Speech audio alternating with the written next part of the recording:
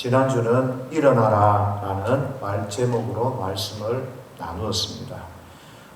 정확한 의미를 따지자면 주님이 말씀하시면 순종하고 일어나라, 이런 의미의 말씀이었습니다. 오늘은 이어서 안식일에 일어난 일이라는 제목으로 계속해서 말씀을 나누려고 합니다.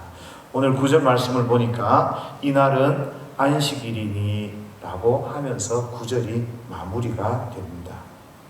예수님께서는 38년 된 병자를 고치셨습니다.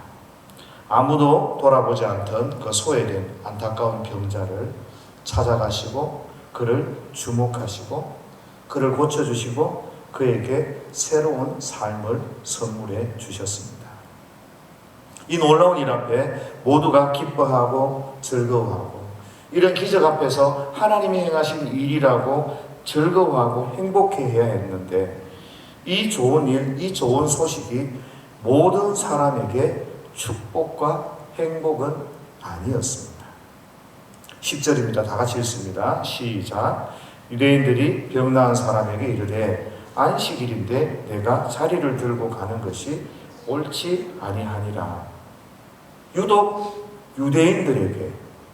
유대인들에게는 안식일을 범하면서 안식일에 있는 규칙을 범하면서 자리를 들고 걸어가는 것을 문제 삼게 됩니다. 여러분, 안식일이 어떤 날입니까?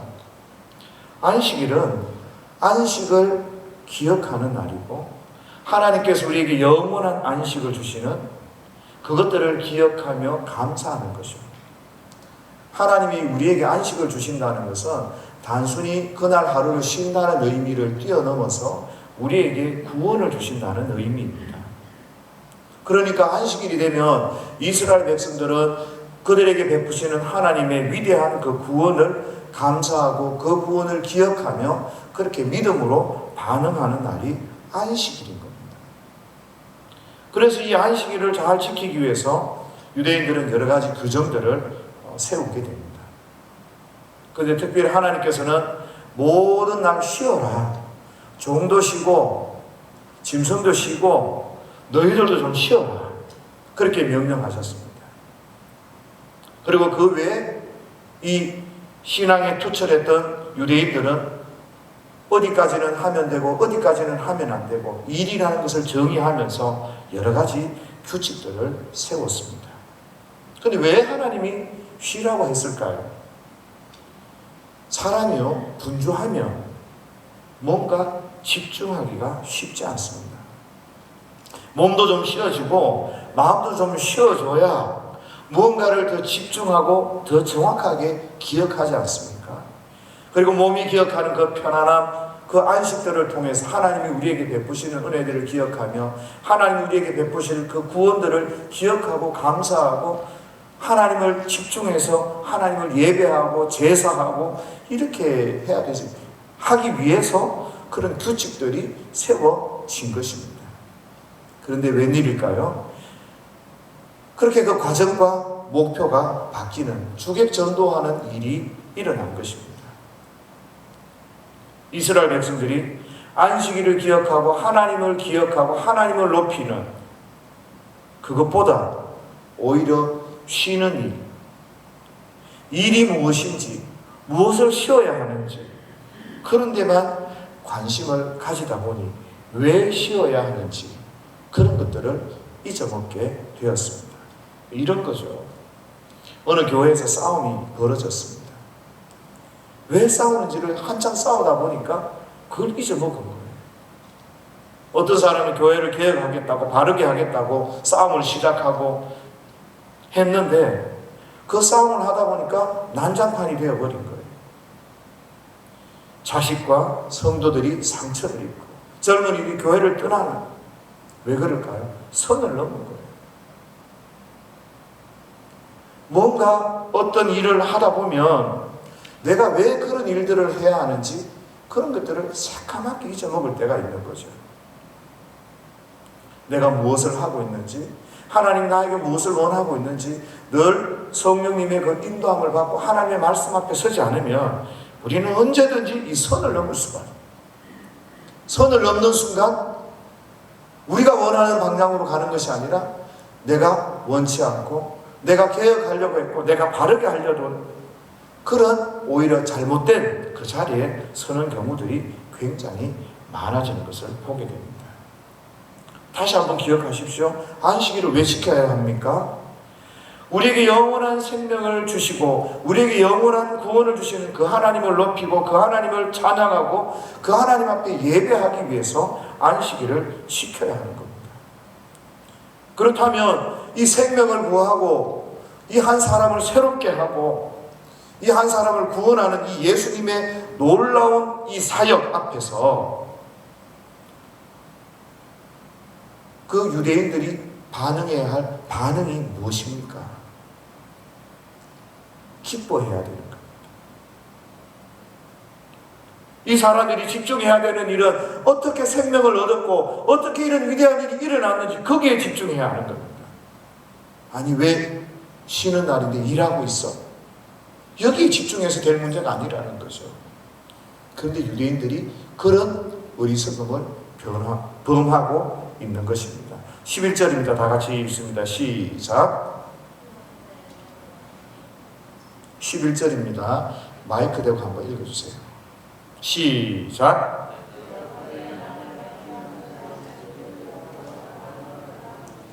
네. 그때 이 38년 된 병자의 대답은 우리를 움찔거리게 만들어요. 본질이 뭔지를 깨닫게 해요. 뭔가 하면 나를 낫게 한 이걸 문자적으로 번역하면 이래요. 나를 온전하게 만든 사람, 나를 온전하게 만들었다는 거예요. 하나님께서 예수님께서 나를 새롭게 병든 몸을, 아픈 몸을, 죄지은 몸을 새롭게 창조해 주시고 만들어 주셨다는 그런 의미, 그런 뉘앙스를 우리에게 풍겨주고 있는 겁니다. 38년 된 그 병자에게 새로운 생명을, 새로운 삶을 만들어 주신 겁니다. 그런 고백이 이 병자에게서, 이 38년 된 병자에게서 나오고 있는 겁니다. 그러면 적어도 이 구절을 들었을 때 하나님이 세상을 창조하시고 우리를 새롭게 만드셔서 영원한 구원을 주신다는 것을 기억할 수 있지 않을까요? 이방 사람들은 모를 수 있습니다. 그러나 적어도 계명을 달달 외우고 있고 계명을 목숨처럼 생각하는 이 유대인들에게 있어서는 하나님의 구원, 하나님이 자기 백성들을, 이스라엘을 새롭게 만드셔서 영원한 안식을 주시겠다고 약속하신 그러한 하나님의 언약들을, 그 약속들을 기억할 수 있지는 않았을까, 이런 생각들을 해보게 되는 겁니다. 그런데 이 38년 된 병자는 나를 온전하게 만들어주신, 나를 새롭게 만들어주신 그분이 오늘 이 자리를 들고 일어가라고 했습니다. 그렇게 고백하는 거죠. 12절입니다. 다 같이 시작.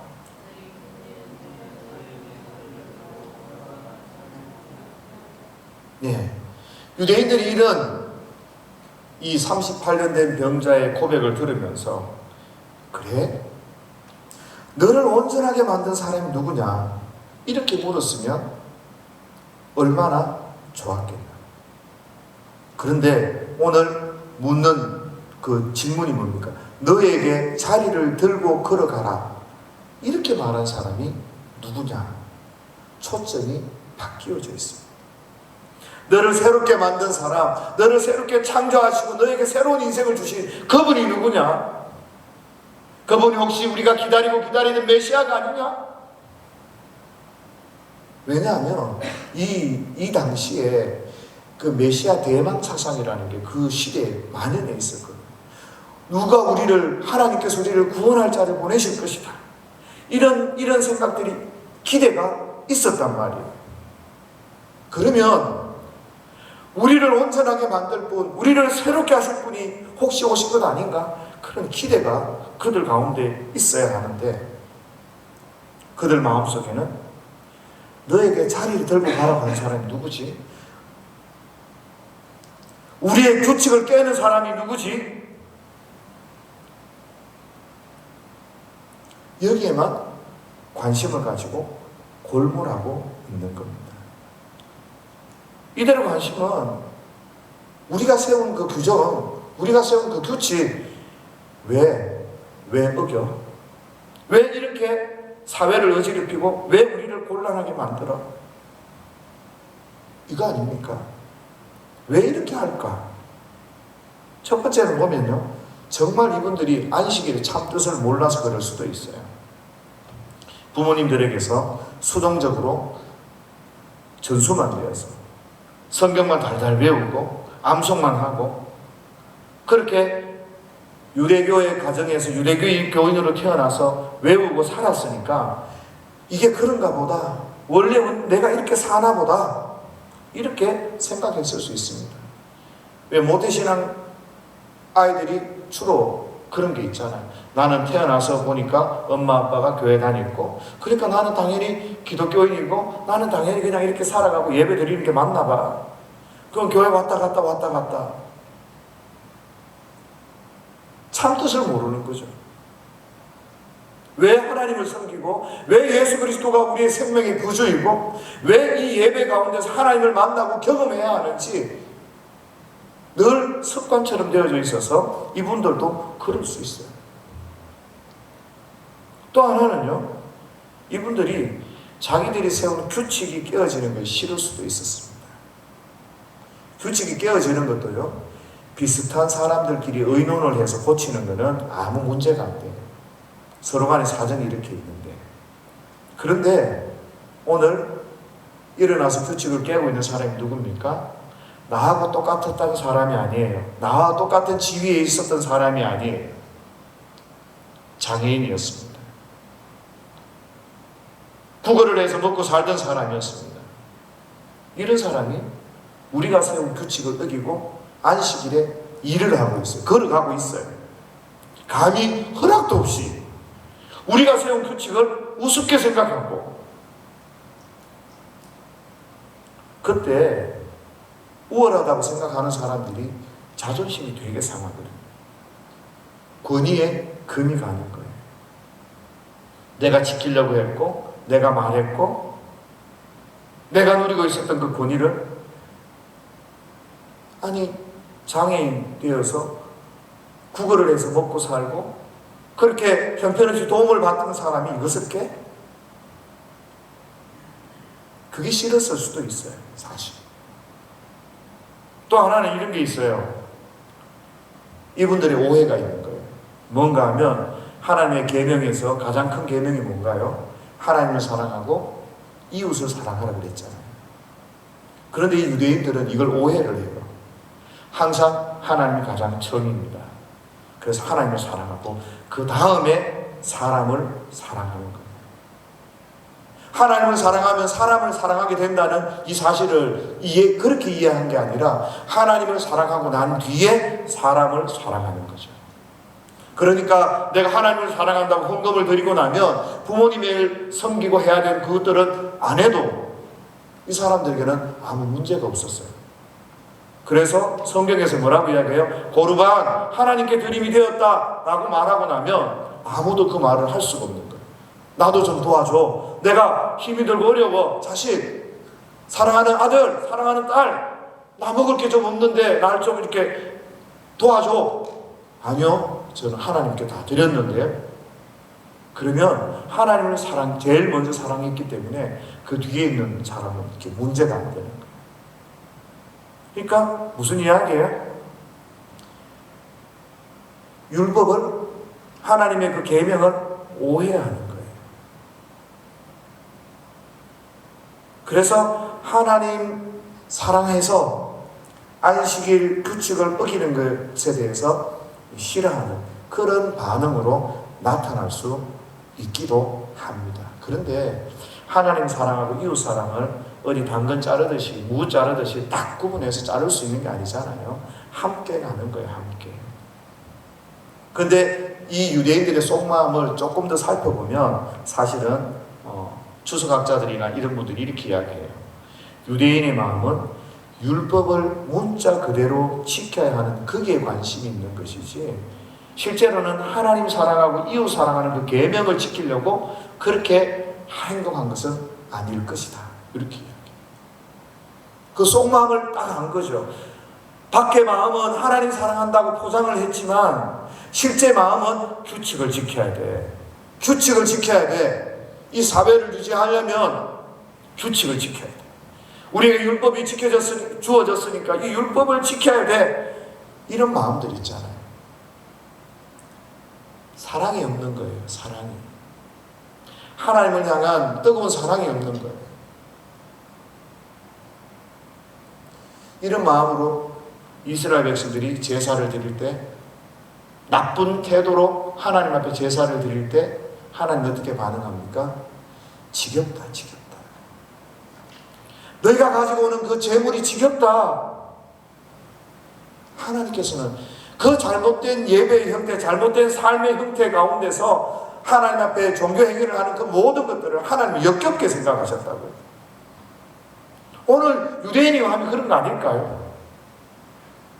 율법을 지킨다고 말하지만 실제로는 그 율법의 정신은 온데간데 없는 겁니다. 너 왜 걸어가고 있어? 너 왜 우리가 세운 규칙을 파괴하고 있어? 온통 거기에만 관심이 쏠려져 있습니다. 13절입니다. 다 같이 시작.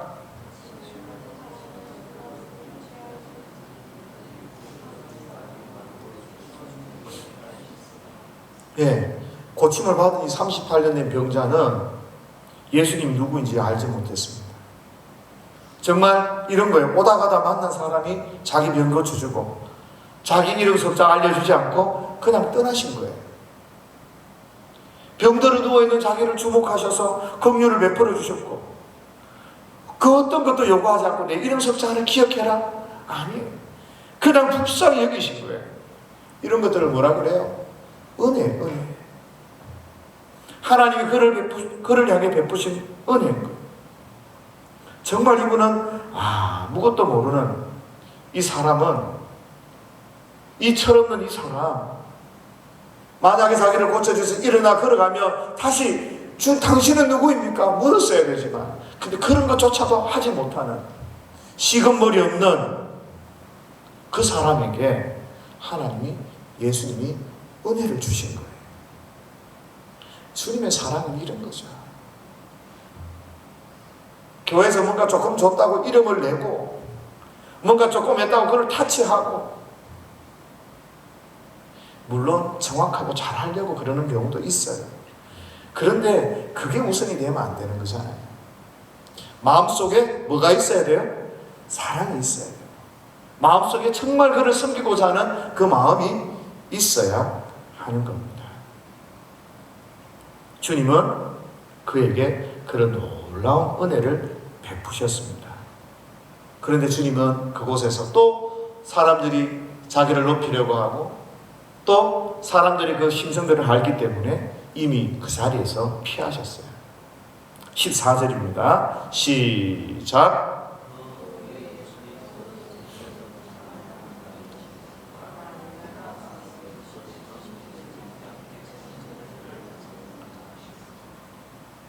스쳐 지나가는 그런 만남인 줄 알았어요.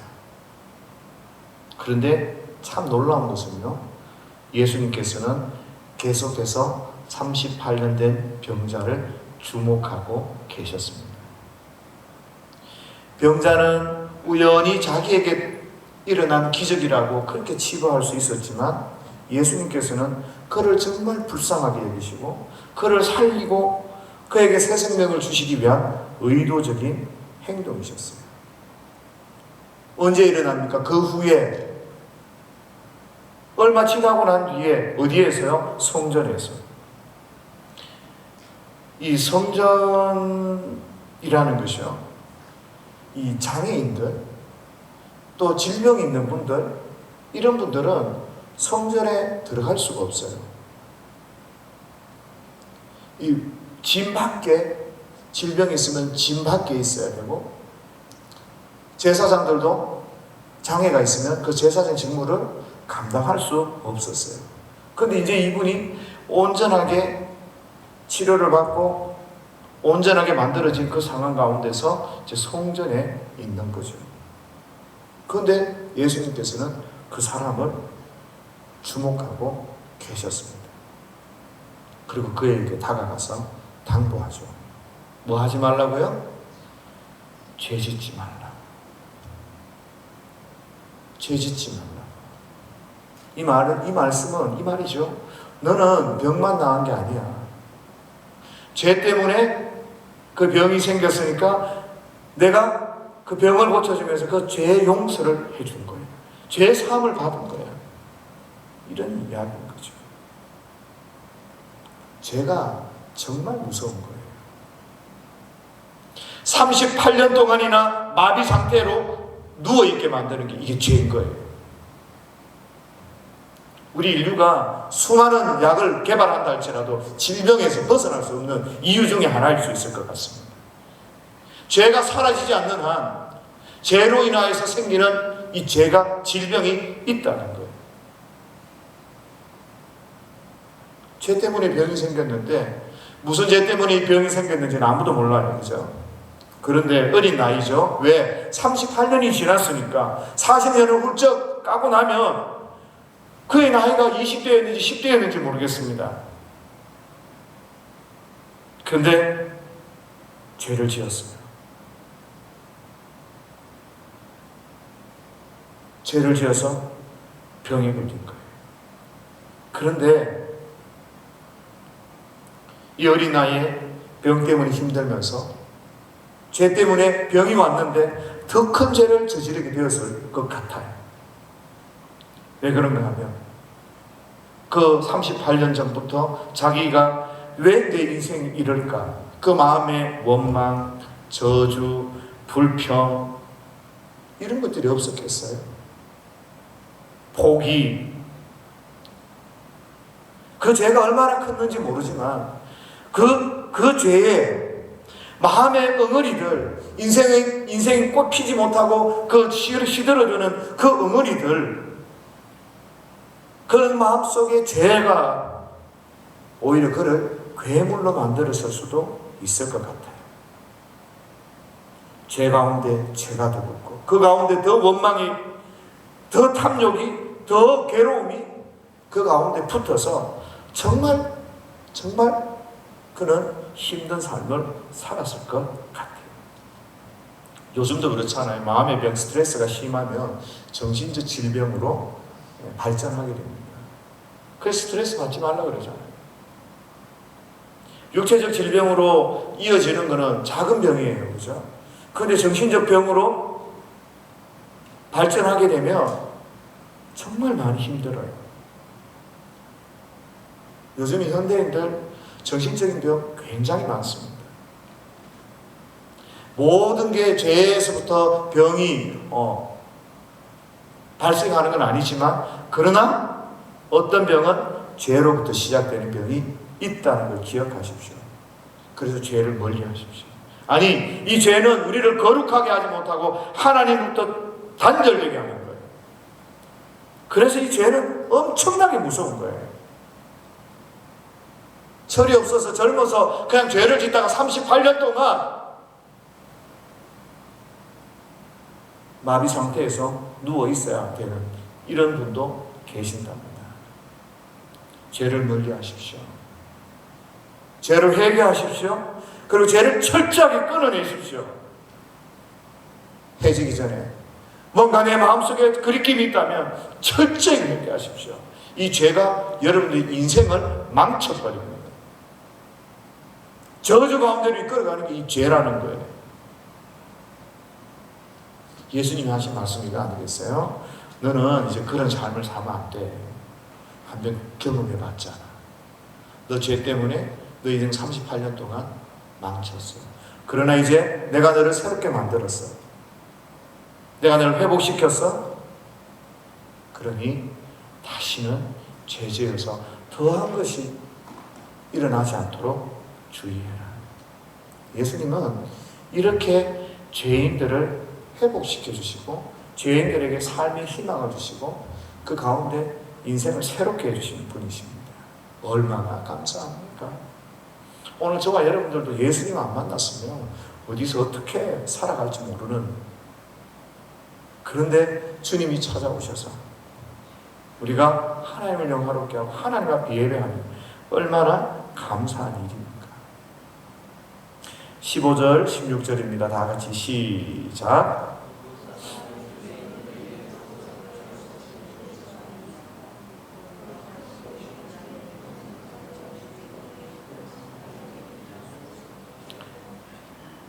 여러분, 절대 죄 지으면 안 됩니다. 죄 지어도 빨리 돌이키셔야 돼요. 빨리 돌이키셔야 돼요. 그리고 그걸 회복했을 때 이 용서받은 사람과 용서받지 못한 사람의 이 두 가지 반응을 보십시오. 예수님의 은혜를 경험한 자와 여전히 자기 욕심, 자기 생각, 그리고 자기들이 지키려고 하는 그 규칙에 사로잡힌 자의 모습이 다르지 않습니까? 유대인들에게 가서 이 38년 된 병자가 이렇게 이야기합니다. 자기를 고치시는 이는 예수님이다. 우리가 이런 생각을 해요. 뒤에 보니까 유대인들이 예수님을 박해하고 막 이러니까 이거 가서 잘못 이야기한 거 아니야? 라고 생각해. 근데 저는 그렇게 보지 않아요. 어떤 고발이나 이렇게 알려주는 신고 이런 게 아니라 이분의 그 고백을 저는 정언으로 봅니다. 왜냐하면 아무도 이게 예수님께서 훌륭한 일을 하시고 좋은 일을 하셨는데 십자가에 달려 돌아가실 거라는 생각은 그때 있는 사람들은 아무도 못해요. 오히려 예수님의 인기가 올라가면 올라갈수록 예수님을 망삼으려고 하는 그런 일들이 있지, 예수님이 십자가에서 저렇게 허무하게 돌아가실 것 같다는 그런 생각을 한 사람은 없어요. 그런 이분의 생각이 뭔가 해를 끼치거나 이런 의도가 아닌 거죠. 그래서 너 고친 사람이 누구야? 다시 찾아가서 나를 고쳐주신 분은 예수님입니다. 우리를 이곳에서 만나게 하신 이는 누구예요? 예수님입니다. 이곳에서 우리를 예배케 하시는 이가 누구예요? 예수님입니다. 우리에게 새로운 생명을 주신 분이 누구이십니까? 예수님입니다. 그걸 모든 사람에게 말할 수 있습니다. 가정에서도 직장에서도 나를 아는 사람들에게 나는 크리스찬입니다. 그런 고백을 하는 거예요. 왜? 나았으니까. 왜? 나에게 새로운 생명을 주셨으니까. 그런데 이 정언을 들은 아직 여전히 규칙 가운데 사로잡히고 자기 고집 가운데 사로잡힌 유대인들은 예수님을 핍박하기를 시작하는 거죠. 똑같은 동시대에 예수님을 뵙고 예수님을 만났고 예수님 앞에 있지만 자세가 다릅니다. 자세가 달라요. 유대인들은 예수님을 핍박하고 38년 된 병자는 예수님이 나를 고쳐주셨다고 증언하고, 다 같은 시간에 하나님께 예배를 드리지만 태도가 다르고 자세가 다릅니다. 어떤 사람은 예배 가운데서 하나님을 만납니다. 어떤 사람은 종교 생활만 합니다. 어떤 사람은 정치 활동만 합니다. 예배라는 게 뭡니까? 하나님을 만나는 시간이 예배잖아요. 하나님을 만난다면 그 가슴 속에 설렘이 있고 그 가슴 속에 두려움이 있고 그 가슴 속에 기대감이 있고, 하나님을 만나기 위해 나의 모든 것들을 준비하는 게 그게 하나님을 만나는 태도입니다. 어떤 것을 얽매이는 게 아니죠. 그런데 하나님을 만난다고 말하지만 내 생각, 내 경험 가운데 매이니까 늘 예배는 하나님을 만날 수 없다. 나는 이때까지 갔는데 하나님을 만난 적이 없다. 이런 어리석은 생각 가운데 사로잡혀서 기대감도 사라지고 하나님을 향한 준비도 없고 그냥 이 예배가 그냥 우리 모여서 조회하거나 회의하거나 그런 게 아닙니다. 목사가 혼자 나와서 설교한다고 거기서 뭐가 있는 게 아니라 이 시간은 하나님의 말씀을 듣고 하나님 어떻게 하면 내가 하나님 앞에 나아갈 수 있습니까? 어떻게 내가 하나님을 예배합니까? 하나님 만나 주시옵소서. 성령의 그 은혜를 따라서 우리가 늘 그러잖아요. 하나님은 영이시니 예배하는 자가 영과 진리로 예배할지니라. 성령 안에서 예배하기 위해서 그렇게 하나님 앞에 믿음으로 나와야 되는 거 아닙니까? 똑같은 시간에 하나님을 기쁘시게 할 수도 있고 똑같은 시간에 잘못된 태도로 인하여서 나는 네가 나오는 게 싫어. 하나님 그렇게 말씀하실 수 있지 않을까요? 하나님과 우리는 질적으로 달라요. 그 말은 성령님께서 하나님이 함께 하심을 깨닫게 해주셔야 되고요. 하나님 임재하심을 알게 해주셔야 돼요. 그래서 우리가 하나님 앞에 예배하는 가운데 우리의 모든 그리스도 안에 주님을 바라보면서 하나님을 경배하고 하나님을 예배했을 때 하나님께서는 우리에게 놀라운 은혜들을 주시죠. 그게 뭔가 하면 기쁨과 감사와 눈물과 하나님 앞에 벅참과 이런 것들을 주셔요. 그러면서 하나님 우리가 질적으로 잘 못 느끼니까 성령께서 우리가 진짜 성령을 따라서 성령 안에서 예배를 드리면 그런 은혜를 주시거든요. 그런데 어떤 데는 어떻게 합니까? 눈물만 짜요. 기분만 좋게 하려고. 이게요, 하나님을 만나서 우리에게 오는 평안이 있고요. 그거는 진짜 평안이에요. 그런데 우리가 기분 좋다고 해서 우리 예배가 하나님 앞에 드려졌다? 그건 아닌 거예요. 이 정서라는 건 따라오는 거예요. 하나님을 만나고 하나님을 예배한 그 결과로. 그런데 어떤 사람은 마음이 평안하니까 된 것 같아요. 이렇게 이야기해요. 그런 거는 아닙니다, 예배가. 어쨌든 하나님 앞에 서는데 반응과 자세가 달라요. 우리는요, 예수님이 나를 위해 십자가에 달려 돌아가시고 나의 죄를 용서해 주시고 나를 하나님의 백성으로 삼아주셨다는 것을 정확하게 믿고 그 믿음으로 하나님을 예배하고 하나님 앞에 서야 하는 거죠. 우리의 태도를 분명히 하셔야 됩니다. 17절입니다. 다 같이 시작.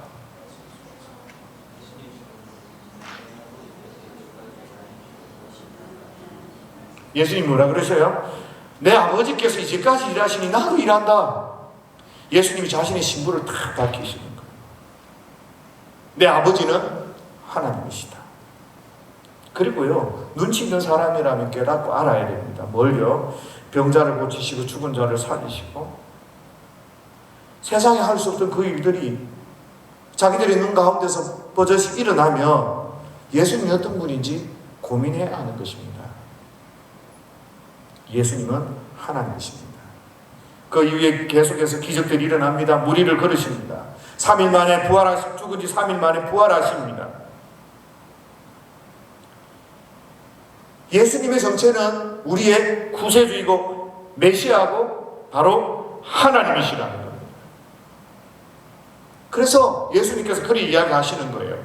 하나님이 그 안식일의 의미를 따라서 구원하시고 구속사역을 계속해서 해나가시듯이 나도 이 사람 구원하는 일, 사람 살리는 일을 한다. 내 아버지가 그렇게 하고 하나님 날 그런 일로 사용하신다. 이렇게 말씀하는 거죠. 그러면서 안식일이라는 건 단순히 쉬고 놀고 이게 아니야. 바로 구원을 이루는 날. 영원한 안식을 이루는 날. 이것을 말씀하고 계시는 거예요. 18절입니다. 다 같이 시작.